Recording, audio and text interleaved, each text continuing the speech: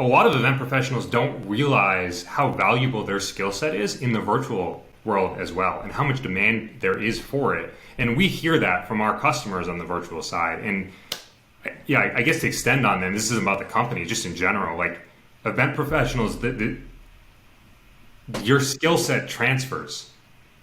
And especially in the AV world, more so than more so in the future than it ever has been. So just make sure you put yourself out there for those opportunities, because there's far more demand than we can find people to fill.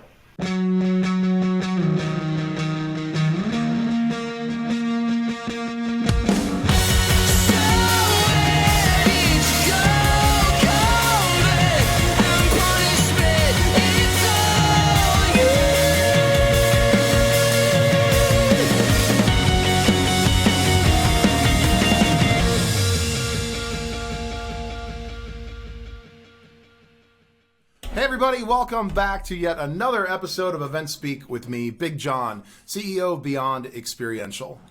Joining us today is Jonathan Kazarian, CEO and founder of Accelevents, a virtual event company. John, welcome to the show. Thanks for joining us on EventSpeak.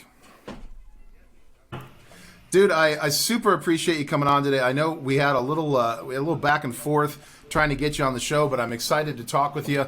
I mean, obviously, all things considered in the climate of today's event world, if there is such a thing right now in pandemic America, virtual events are no longer the future. They're the now. Tell me a little bit, first, a little about yourself before we get into Excel. So you spent a good deal of your career in the investment space, correct? Yeah, that is. And a good deal of that time in the investment space was when I was actually building the company nights and weekends. And I can certainly run you through that story as well. I'm just kind of curious how you go from being in investments to creating a virtual event company. Yeah. So I received some unfortunate news in 2014. My cousin at 17 got diagnosed with cancer, and I wanted to do something for her. So decided to host a fundraiser. And I was 24 at the time. Went down to the aquarium in Boston, put my credit card down, had to sell 185 tickets to break even and basically be able to pay my bill. And ended up selling 840 and bringing in about $65K for Dana-Farber that first event. But going into that, we just couldn't find any affordable technology to run the auction and the raffle. So built our own, and it worked great. We got really good feedback and decided to take that and turn that into a company, offering it to other volunteers like ourselves. So started doing that nights and weekends, and then things started to evolve. We then started to introduce ticketing and move more into the for-profit event space, and everything was ticking up, but then March of 2020 came. Yeah. Now, I have to ask you, with that being said, did you see a big boost because of the pandemic hitting, or has it been more of sort of a slow build? Because I would imagine that, because we've talked with other event producers, one other particular event virtual company, and it was sort of happenstance and found all of a sudden being at the forefront of what everyone's trying to push right now. Yeah, it certainly was a hot topic. So we grew about 2,000% in 2020. So Wow. It certainly was a big uptick for us, and we did that self-funded as well. We didn't raise capital. We grew organically, and we wanted to do so in a fashion that was going to put the best customer experience out there for our event organizers and attendees. Wow, that's really impressive, man. On your website, John, it says, and if I make a quote here, with Accelevents, you can create a virtual event experience that will rival the impact of traditional events. What is it about Accelevents that allows for such a bold statement? Second part of the question, is that more towards the attendees or the event producers? Because I'm sure anybody would agree out there that's watching in the event space, that's a tall order to fulfill. It is. But at the end of the day, events are about bringing people together, about creating shared experiences, educating people, and collaborating. And whether or not that's face-to-face in person or face-to-face virtually, it doesn't make that big of a difference at the end of the day if you're providing those organic and authentic relationships and connections and valuable content to people. And what our platform is designed to do is just that. It's to provide those opportunities. It's not one of those platforms that's looking to stick you behind an avatar. We keep it human, and we make it easy to navigate and access and you can do what you want to do the same way that walking around a venue is intuitive to you. Wow, interesting. Because, I have seen, as you just had mentioned, where some companies use an avatar. You're almost like playing like a video game kind of a experience. And obviously, without doing a demo just yet, because I think I'd love to have you back on sometime when we do a little bit more of an in-depth kind of look at in virtual events. We have this new part of the show calling Industry Spotlight. We're going to have one coming up in a few months where we're going to do virtual events. It'd be great to have you back and actually see this thing in action. But Yeah, we'd love to. on a footnote to that comment.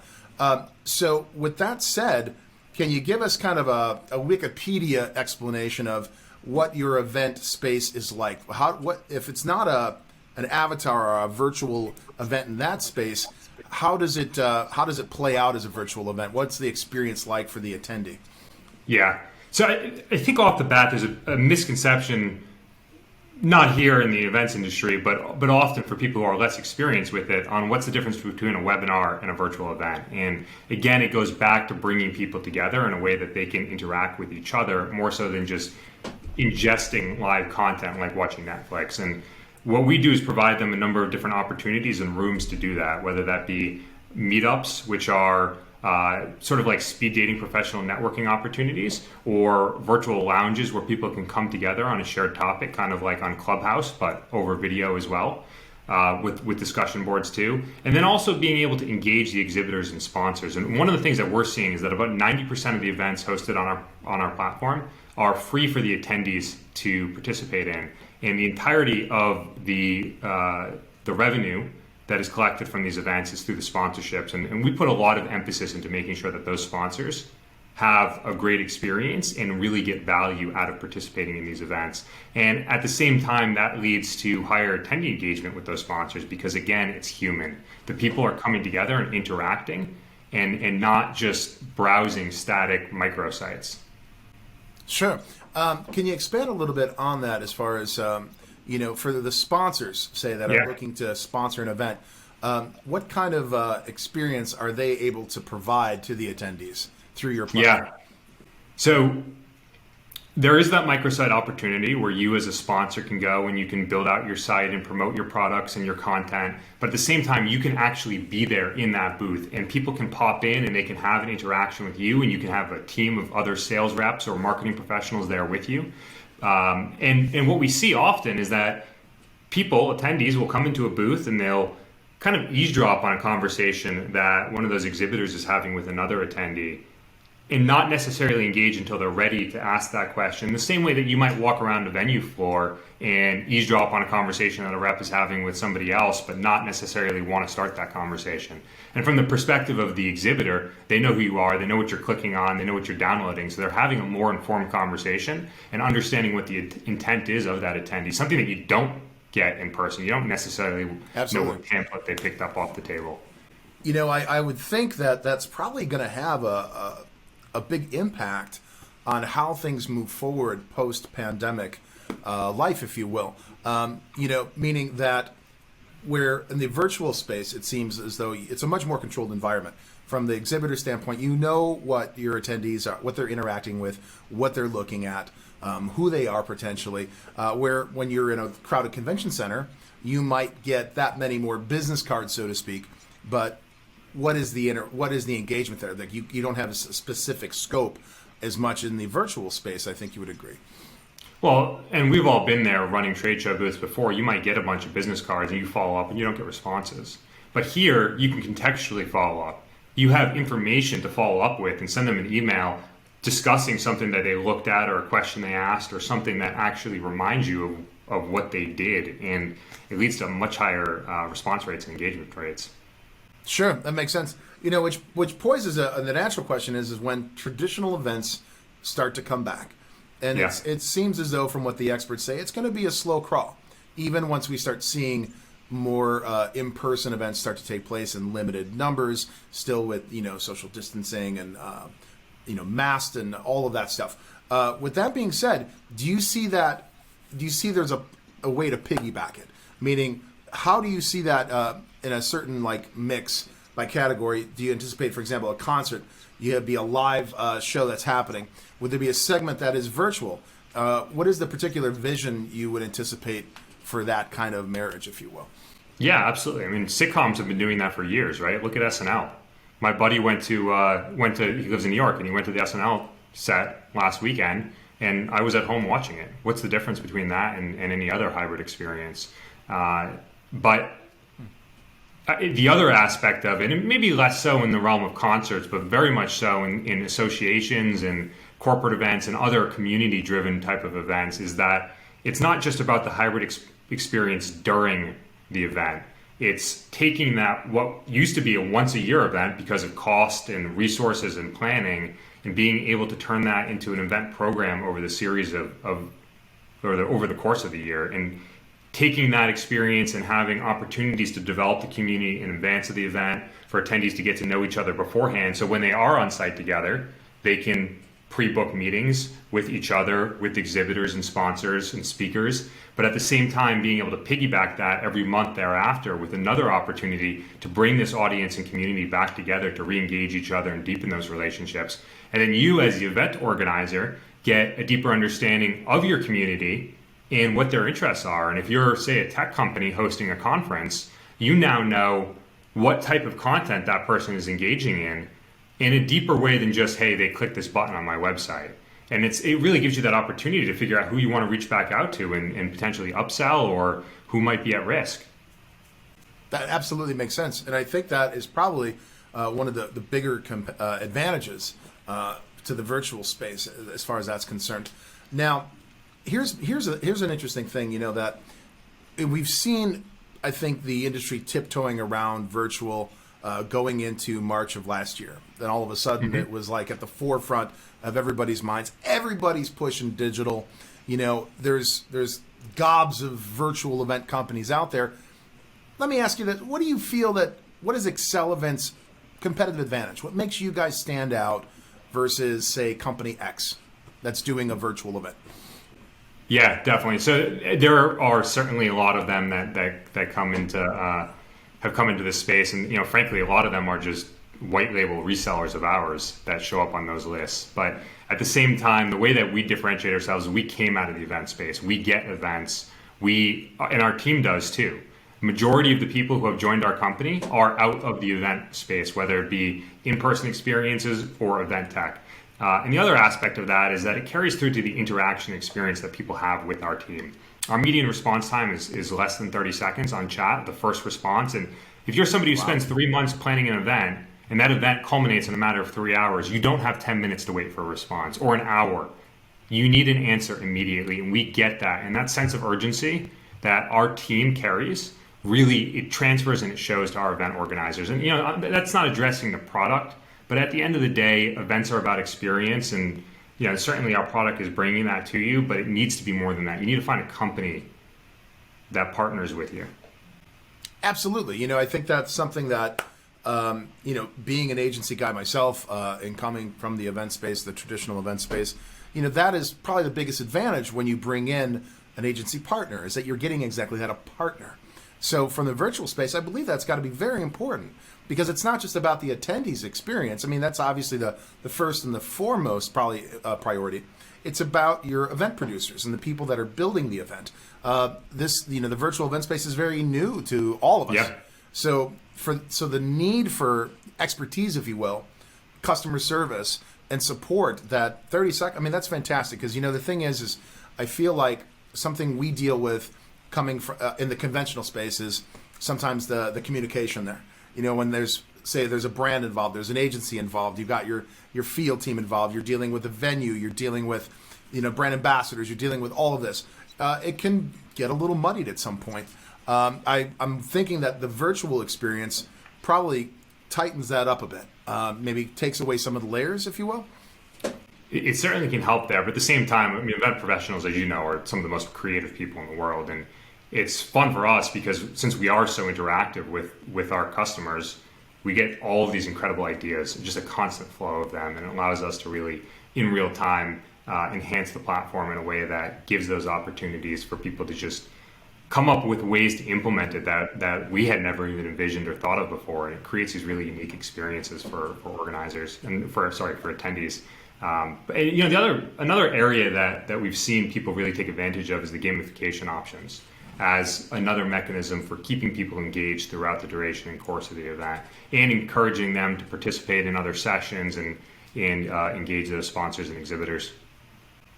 Absolutely. No, that makes sense, my man. Now, just out of curiosity, so when it comes down to, like, you're talking about your team. Yeah. You guys are a virtual event company. Is it something where do you practice virtual aspect of, like, hiring people? Meaning, is your team you guys doing a brick and mortar? You guys working around the country, around the world? Does it really make a difference? There are advantages, of course, to having a team in one place working as an HQ, but nowadays, virtual, you can still be as equally connected. We practice what we preach.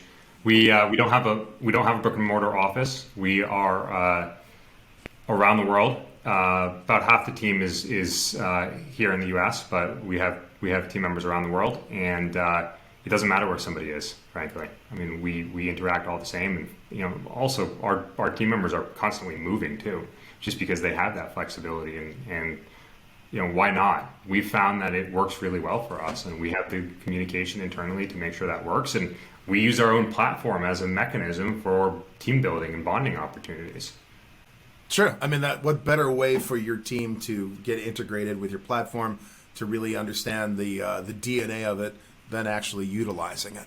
Right. Let me ask you this, John. So, if there's anything you'd like the folks at home, and with EventSpeak, we are a community of event professionals that span the entire event ecosystem.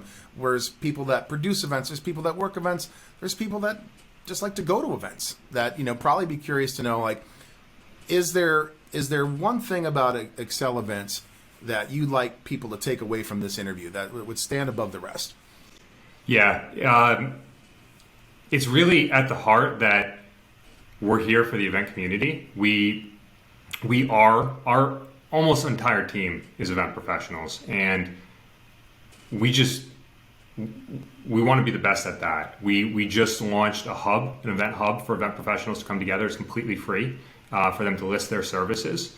And that way, and we did that because we wanted to help those people, but also because we get so much demand from our customers looking for, hey, I need an MC, I need a video producer, I need an event planner, anything else in between, and a comedian, and we just wanted to make sure that we could help them find the best talent to run those aspects of things. But yeah, I mean, at the end of the day, it's that we want to be a part of the community.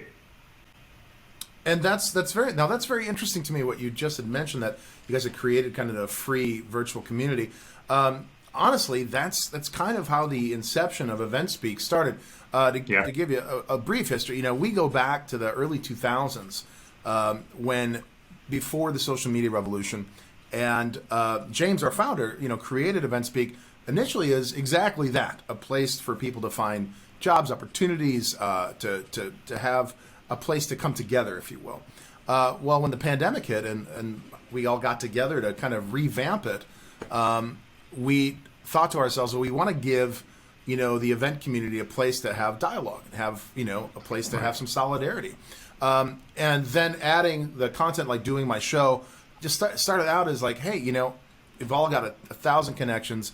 Everybody's kind of scratching their heads trying to figure out what's going on. Let's get together and talk to people and just see where they're at, and see more, many in body but one in mind, if you will. So, I think that's really great because, while it's of course about having a profitable company, having a deliverable service, it's also about uniting the community and recognizing that the event industry and the entertainment industry are greatly suffering right now, and it's going to take folks like yourself that are rethinking how we're doing things. Because let's be honest, man, we come out of this pandemic, it's not like things are just going to snap back to the way it was. I think it'll be a familiar landscape, but it's going to be vastly different.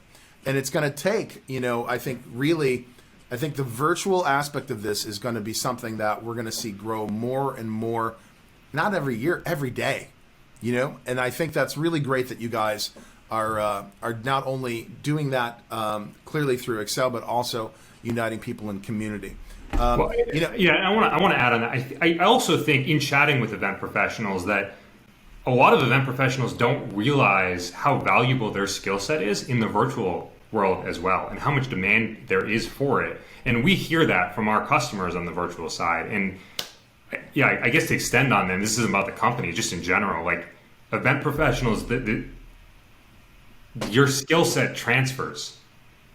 And especially in the AV world, more so than more so in the future than it ever has been. So just make sure you put yourself out there for those opportunities, because there's far more demand than we can find people to fill. Wow. That's good for everybody out there to hear, because, something that we hear a lot from people every day is everyone is looking for the next opportunity. And I think that, the best advice I could give anybody is exactly what you said. Make yourself available and be willing to step outside your comfort zone and reinvent yourself. Exactly.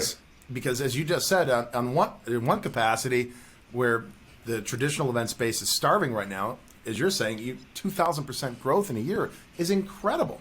I mean, a sincere congratulations, Jonathan, and it's been wonderful talking with you on the show. People can find you guys at Accelevents, ACCELEVENTS. Accelevents.com is your website, correct? Yep. And, something I always like to end our little interviews with, just to put a little character, if you will, and personality to it.